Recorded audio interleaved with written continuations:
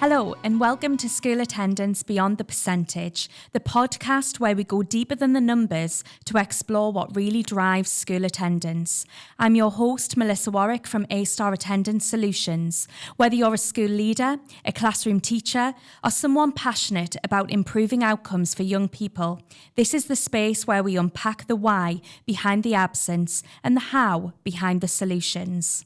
Today, we're staying in the Northeast to hear from a school that's tackling attendance head-on, whole school, whole staff approach. I'm joined by Ian Cooper, Deputy Principal of Lord Lawson of Beamish Academy, a school that has taken bold steps to reimagine routines, redefine responsibilities and realign culture to support better student attendance. We'll be talking systems, root causes, culture and behaviour. Ian, it's great to have you on our podcast. Good. Thank you very much for having me. Thank you. Let's start with a snapshot, Ian. What does the current attendance picture look like at Lord Lawson, and what are the main challenges that you've been addressing? I think in terms of our snapshot, it's probably very similar to many other schools up and down the country. The post-pandemic situation, if you would, or climate on attendance is still there. It's a challenging time. We're still seeing the impact and the effects of that. But ultimately, I suppose, that said, there's a lot to be really hopeful about. Over the past 3-4 years, our attendance has been on an upward trajectory. Yeah. It hasn't been easy. I can't lie to you and say that it has. It has been quite a difficult task or challenge for us all. But the results from the strategies that we're having we're starting to really see the fruits of those. One of the things that we're really keeping a close eye on at the moment is the amount of students who are eligible for free school meals. And again, national picture is that we're seeing a constant rise of that. We're seeing a large number of students entering in the school, particularly in the lower years into year 7, who are now free school meals. We know, I think, at most, which everybody does who works in attendance, is that when students are frequently absent from school, they don't just miss out on learning, they miss out on relationships, the whole routines and regulation, and ultimately the social scaffolding that people like to have in school. So it's one of the things that we've been noticing quite a lot, but at the same time, and one that we've kept our eye on. Yeah, great. And I mean, as you say there, we touched lightly on post-pandemic, and we know that in the UK, persistent absence, defined as missing 10% more of school, rose post-COVID. Behaviour referrals, suspensions, exclusions, they've also been on the rise. And when students are frequently absent from school, they do miss out on those relationships and routines, as you've touched on there. And students that do attend can then sometimes struggle with behaviour. They can then often be suspended, excluded, which then takes them right back out of school, and it becomes that vicious cycle. And I'm just wondering, really, in your schooling, because I know you've done a lot of work on this, how have you shifted school culture and behaviour systems to support attendance? And what can schools do today to start linking attendance and behaviour more effectively? It's a great question. For us, the focus has been on making sure that our students feel safe and that they feel wanted and they feel valued within the school. And in some sense, that might sound really, really simple, but actually it takes intentional effort and consistency from every adult in the building. It's one of the things that it doesn't just sit with the senior leadership team. It's right the way from the receptionists to the teaching assistants, right the way across the school. And that's for us has been really important. We've worked really hard to create an inclusive approach within the school, one where students know they belong. They know that they belong to Lord Lawson, they're part of our community, and that's important to them. And that doesn't matter about their background or the challenges that they might be facing. The sense of belonging for us and for them is really key. And if a student doesn't feel connected to the school, it becomes much more easier to almost disengage or be absent from school. In terms of the behaviour side, we've really moved away from a punitive system. Naturally, like all schools, we issue sanctions, but instead we think about restorative approaches and positive relationships. Positive relationships and belongings really at the key of where we're at. When students understand the why behind expectations, and we do have high expectations, I can't hide from that, They feel like staff are there to support them, not just to discipline them, that they actually care and want them to improve. And that links directly with the improving attendance. We know that if people feel belonged, they feel valued, they want to attend school, they will do so. It's very easy in terms of behaviour or attendance to hide behind policies, but it's not the policy that brings students into school. It's the people and what's going on around them. Absolutely, and that sense of belonging is crucial, isn't it? And if we want students in school ready to learn, then actually maybe we need to think less about controlling the behaviour and more about understanding it. And that's the same with attendance as well, Ian, definitely. And you touched on there the kind of a whole school approach to managing attendance and managing behaviour. And the DFE new guidelines, they're working together to improve school attendance, makes it very, very clear that improving attendance is everyone's responsibility, and that every school must have a clear, consistent attendance strategy that is understood and implemented by all staff. So Ian, how have you structured your systems within school, and how do you ensure that every staff member plays their part? I suppose that probably links straight back to the last point I was making there, is we've really spent time making sure that our attendance isn't just systems that are clear on paper. They actually happen, they're in practice, they're embedded right the way across the school.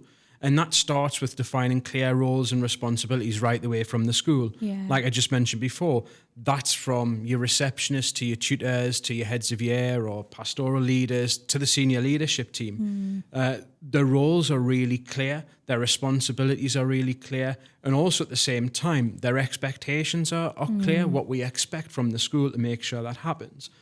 But ultimately, beyond the structure, we're focused heavily on building a culture of support and guidance, and that's been really crucial for us. It's not about blame and it's not about pressure. It's about the ownership and the relationships. Yeah. Staff are encouraged, really, to get to know students and their families. You know, their parents, their carers are a part of our community, and it's that kind of connection that makes it easier for us to spot issues early, to be able to create those interventions, have meaningful conversations, and intervene before any type of pattern develops. We know as well, I suppose, that our context has changed, and I suppose this will be nationally as well as us locally, but we have more students, for example, with SEN needs than we ever have before. So there's had to be a real shift in terms of their focus and the responsibilities right the way through the school. Yeah, no, that's good. I mean, You've obviously kind of worked really hard to make those clear routines and those defined roles in place right across the academy. And can you walk us through some of those structures and how they then support attendance? Yeah, I mean, one of the first things that we clarified was the role of the tutor. Tutors are absolutely vital to this. They're the first person that students see, well, other than me at the gate on a morning, but they're the first person that they have a full interaction with each morning. They're expected to both support and challenge students every single morning, not necessarily just around their attendance, but their punctuality, their mindset, their well-being. We've also spent time identifying students or key targeted students, and this could be people with persistent absentee, students with SEN, as we just mentioned, or those at risk of disengaging. You know, we spent a lot of time thinking about and identifying some of the key points when people begin to disengage, whether they're looking almost zoned out in lessons or, you know, they're starting to break relationships with teachers and friends, that, you know, becoming isolated. They're all things that we were able to notice about the difficulties that come to attendance. And ultimately, we monitor those people more closely, and the staff are given, as I said, really clear expectations about what's needed. Another really useful tool, I suppose, that we've introduced, particularly within our SEN department, is making sure that our use of the student passports within school has been really important, and we've been able to incorporate the attendance side of things into our passports with students, not just those with special needs. Yeah, no, that's really interesting, and it's how those things that work can then be transcended to all students as well. Definitely. Another key message from the DFE guidance is that we need to move from reacting to absence to actually understanding absence, and that means identifying those barriers and addressing the root cause of absence. How have you kind of approached this in a practical sense? I mean, the biggest thing or the key thing for us is it's a shift in mindset, really. That's the key thing. And again, that's another thread that has to go right the way across the school. instead of asking that question of, well, why aren't they here again? It's more about us asking of what's getting in the way and what can we actually do about it, rather than focusing on, as I say, why are they not here? You know, data is really important, and you do have to know that. We use our data carefully to spot patterns early. Like I've mentioned before, when there's individual students or specific year groups or vulnerable cohorts, like so our free school meals are sent, that helps us be proactive instead of just playing catch up. Yeah. I think it's quite easy to play catch up with data. It's a memory game in some sense. If you're able to remember what your persistent absentee rate is or the percentage for today, they're important. But unless you're actually analysing and doing something with the data, it doesn't help you. Yeah. And that's why for us, I suppose the second key point has also been key early intervention. When absence first occurs, whether it's a couple of days or whether it's a longer period of absence, we act quickly. Yeah. And that could be a phone call home, it could be conversations with the student, it could be a visit from our attendance officer or year leaders. The goal is to nip that in the bud very, very quickly before it becomes entrenched. Yeah. And as I said, it's about finding out what the issue is and what we as a school and a community can do to fix that barrier. Yeah, definitely. I mean, the why behind the absence is so important. Absolutely. It's huge. And to be fair, it's one that's often overlooked. Yes, yeah. It's a one that's overlooked because the actual hard work is fixing those issues to get in the door. Yeah. It's not going and knocking on the door as the attendance officer or manager or year leader. That's the easy part. The hard part is sitting with the families, with the students, and actually finding a way to make things better for them. 100%, Ian. Thank you. Ian, thank you so much for joining us. It's been a great conversation to have there and kind of sharing your insight into what's happening at your school as well. Work at Lord Lawson of Beamish Academy is obviously a strong example of a school that's not chasing numbers, that you are building the culture, you are building those connections and actually having consistency, which is so Definitely. Important. To our listeners, remember that attendance is not a metric, it's a mirror. It reflects how well our systems, our staff and our school environments are working for young people. Thank you so much for tuning in to this episode of School Attendance Beyond the Percentage. If today's conversation has sparked an idea, if it's challenged your thinking or made you reflect on your school's practices to approaching attendance management, please don't keep it to yourself.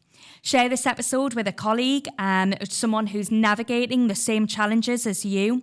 Have a conversation about something that's made you reflect on your own practice. Or if you found this helpful, please like, follow and subscribe. It helps more educators find our podcast and it means that you won't miss the next episode.